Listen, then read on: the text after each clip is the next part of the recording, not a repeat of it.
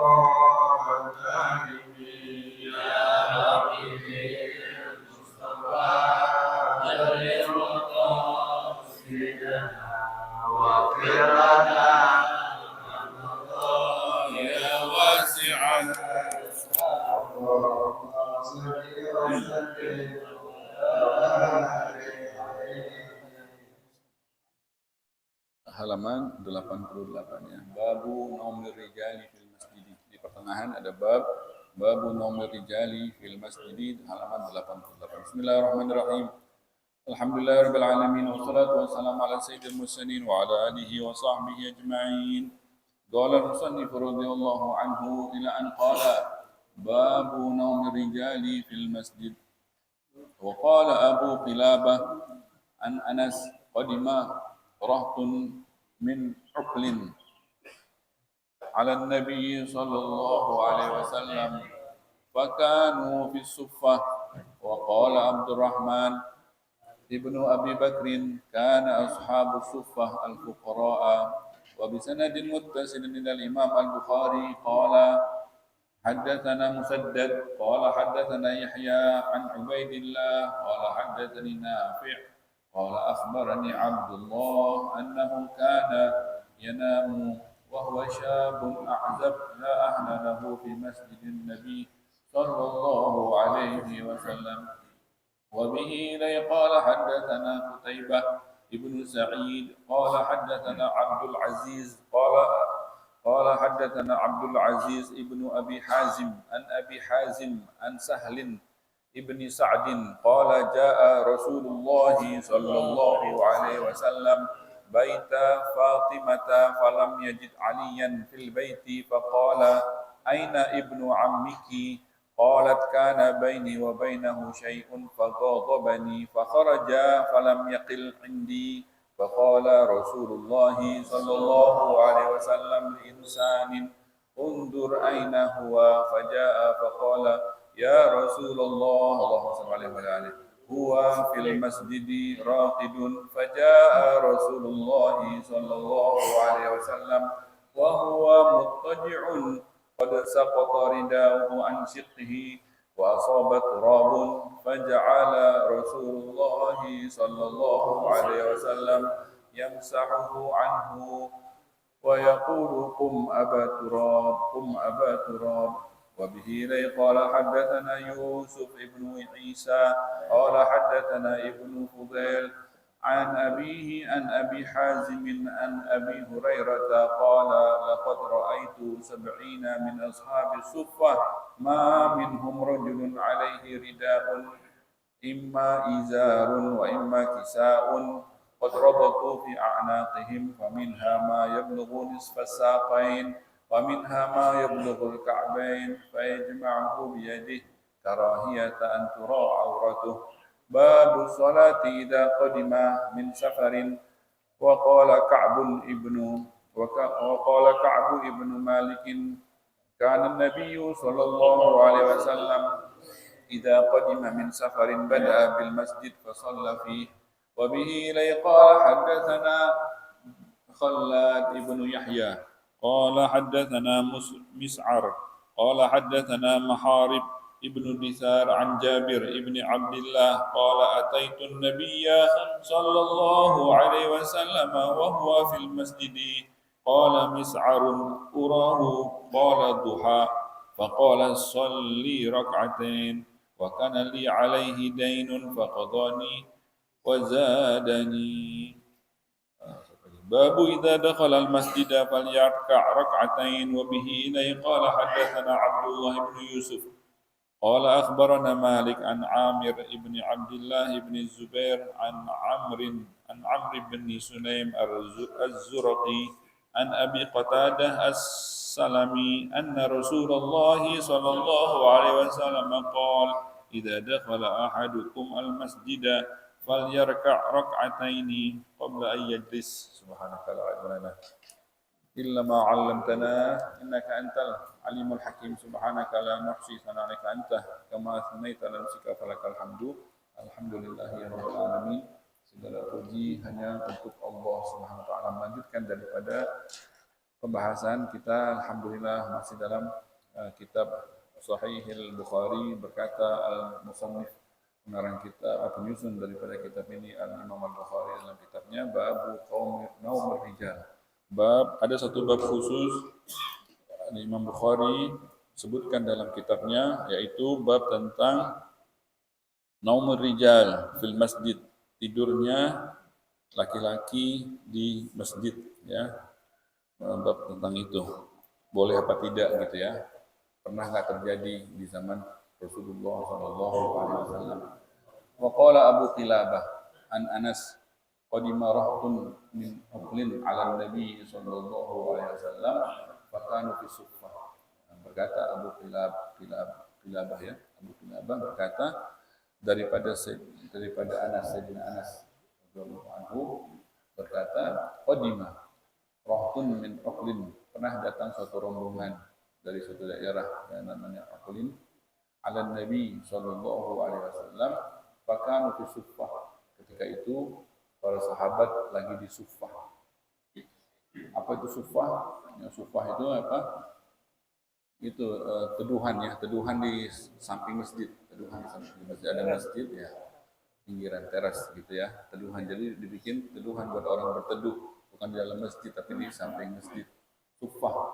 Jadi para sahabat ketika itu lagi kumpul di suffah, duduk di suffah. Wa qala Abdurrahman ibnu Abi Bakrin, dan berkata Abdurrahman bin Bakrin, kana ashabu suffah al-fuqara. Itu pada umumnya ada yang tinggal di situ ketika itu di zaman Nabi kita Muhammad SAW, bukan hanya duduk-duduk saja tapi tinggal di situ, artinya hari-hari di situ. Jadi yang tinggal di situ siapa? Ashabu suffah.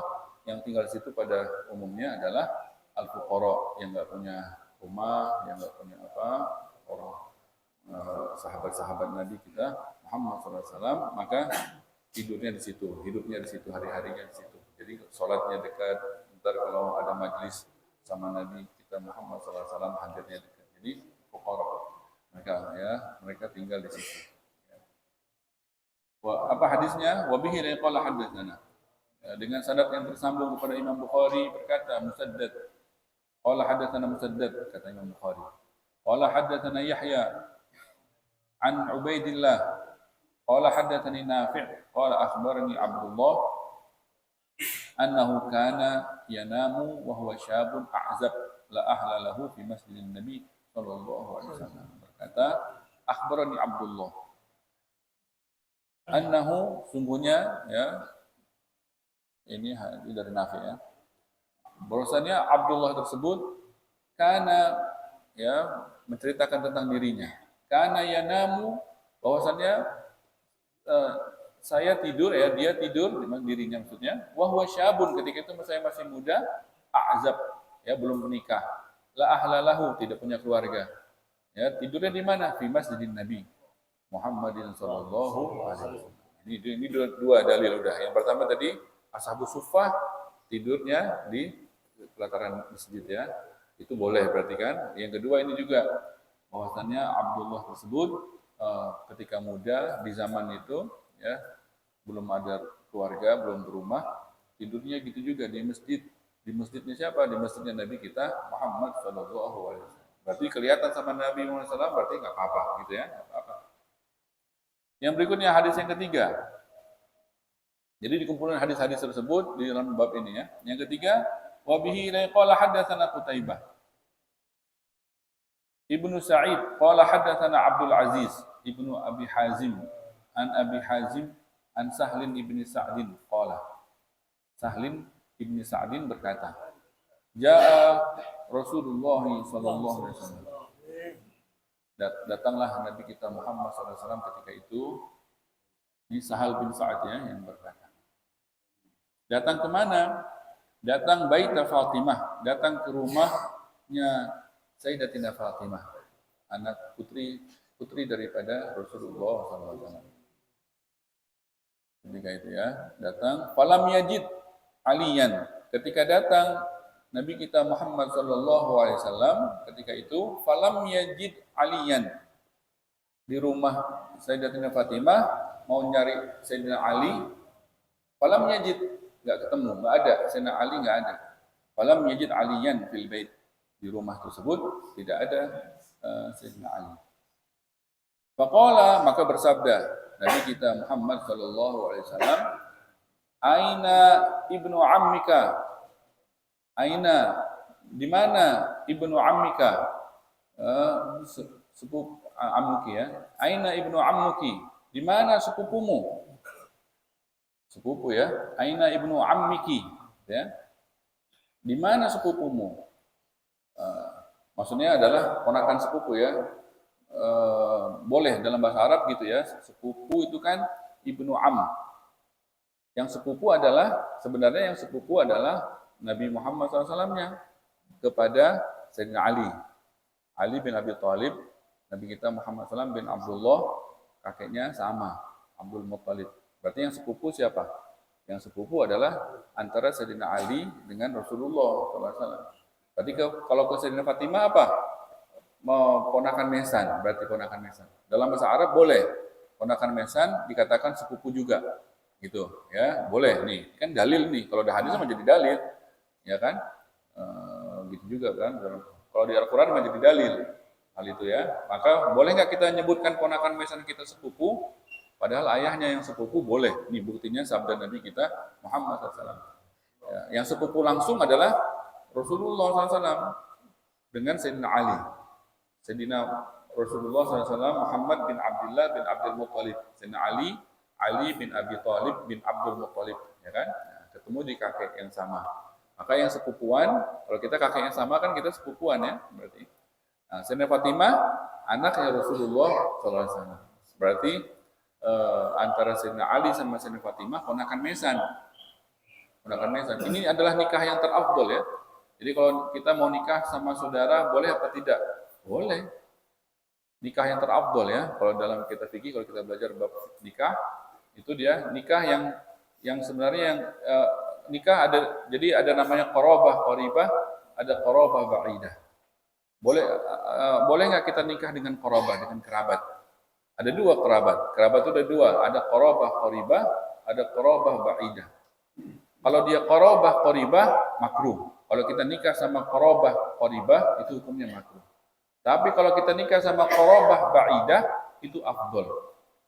Apa itu qarabah qaribah? Qarabah qaribah itu adalah kerabat kita qaribah yang dekat.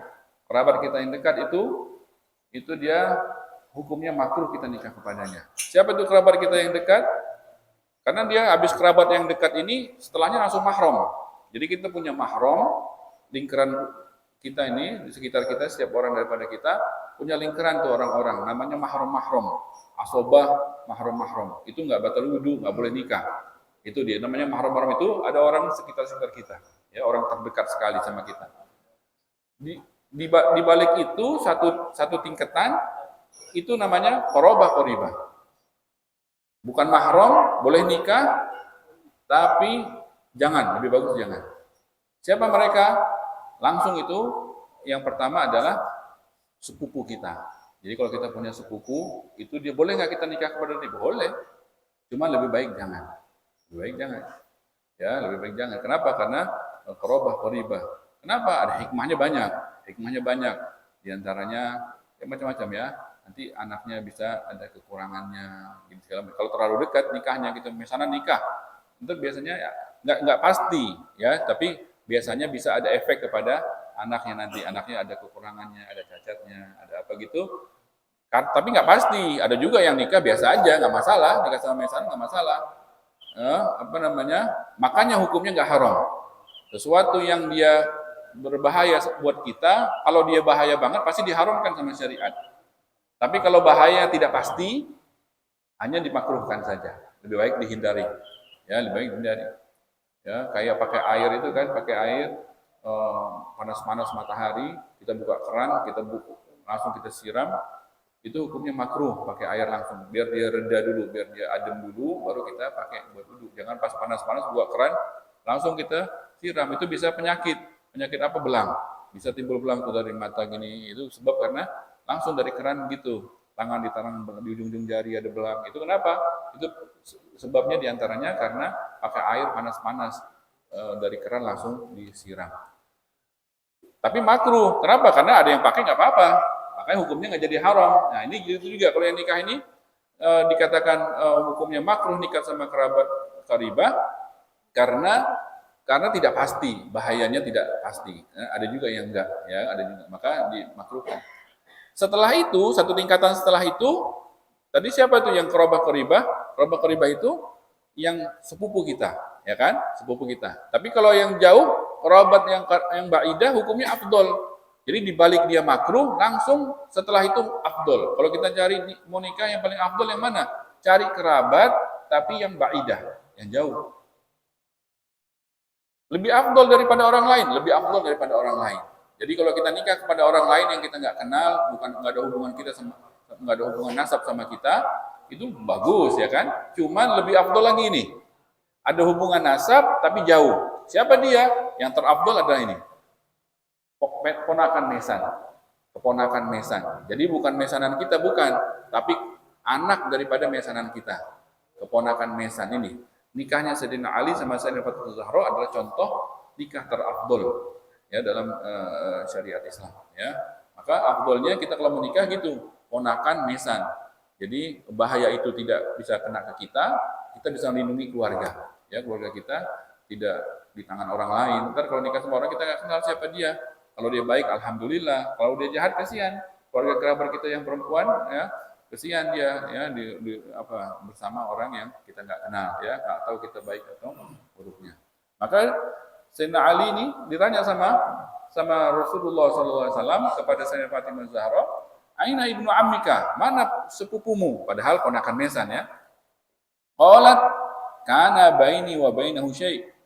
Berkata Sayyidina Fatimah, antara aku dengan dia ada sesuatu. Ya, lagi ngambek. Faghadabani. Ngambek lagi ngambek. Biasa sama istri mah biasa ya kan.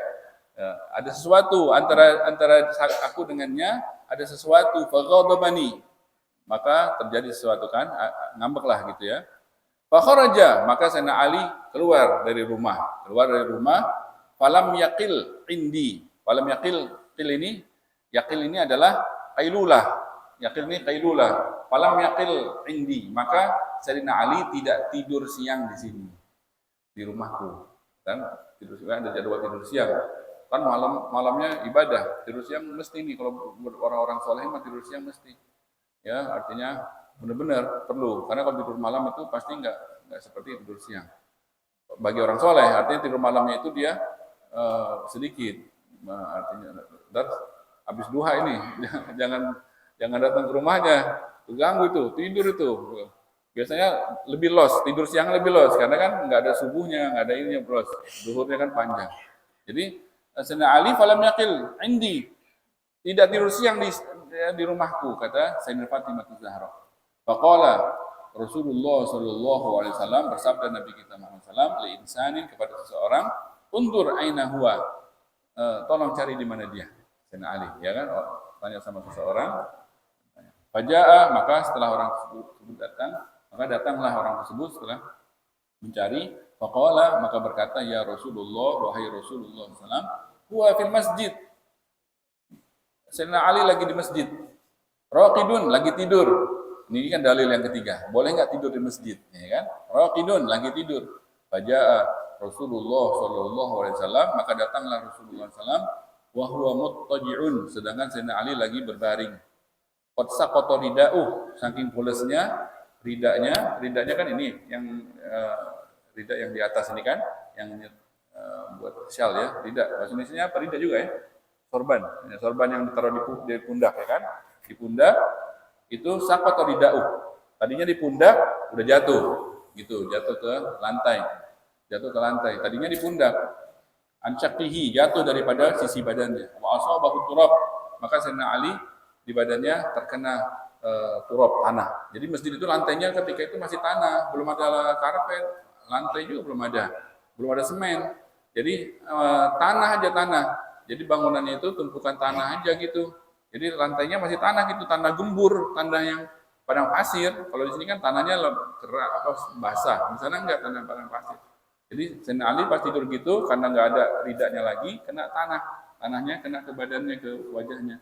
Wa asabahu turab faja'ala, maka jadilah Rasulullah sallallahu alaihi wasallam yamsahuhu, maka Nabi kita Muhammad sallallahu alaihi wasallam menghapus, mengusap daripada Sayyidina Ali tanah tersebut.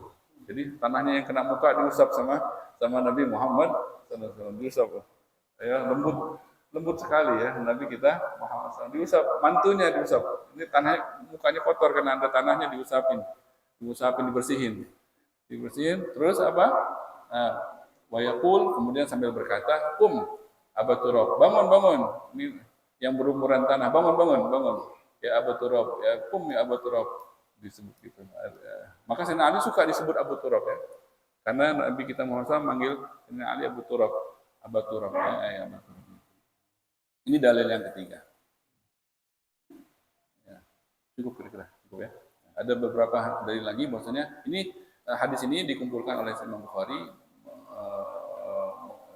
sesuai dengan babnya, yaitu boleh enggak laki-laki tidur di masjid. Ya, ini hukumnya boleh ya. Yang penting jangan ngotorin, ya kan, kalau ngotorin mesti bersihin. Yang penting jangan ngotorin, kalau ngotorin mesti bersihin. Sisanya boleh-boleh aja. Ada beberapa bab lagi, insyaallah akan kita bahas di pertemuan yang akan datang. Wallahu a'lam bishawab. Subhanakallahumma wa bihamdika asyhadu an la ilaha illa anta astaghfiruka wa atubu ilaik. Rabbana fa'alna bima 'allamtana, rabbi 'allimna alladhi yanfa'una, rabbi faqihna wa faqih ahlana wa qarabatin lana fi dinina ma'al fitri unsa wa dzakar, rabbi wafiqna wafiqhum lima tartadi qawlan wa fi'lan karama warzuqil kulla halalan daima wa akhil atqiya ulama نحظى بالخير ونرفع كل شر ربنا اصلح لنا كل شرور واغرنا برضا منك العيون واقض عنا ربنا كل الديون قبل ان تاتينا رسل المنون واغفر واستر انت اكرم من ستر وصلاه الله تخشى المصطفى من الى الحق دعانا والوفاء في كتاب فيه للناس الشفاء وعلى الآل الكرام الشرفاء وعلى الصحب المصابيح الضرر. اللهم اهدنا بهداك واجعلنا ممن يسارع برضاك ولا تولنا وليا سواك ولا تجعلنا ممن خالف امرك وعصاك. وحسبنا الله ونعم الوكيل ولا حول ولا قوة إلا بالله العلي العظيم. وصلى الله على سيدنا محمد وعلى آله وصحبه وسلم. الحمد لله رب العالمين. الفاتحة.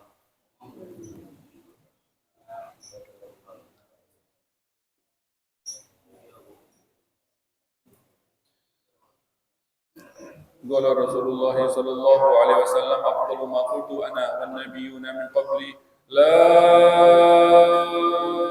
إله إلا الله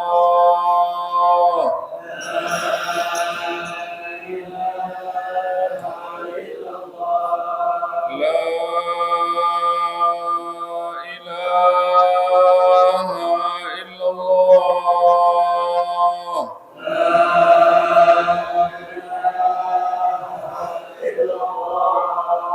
لا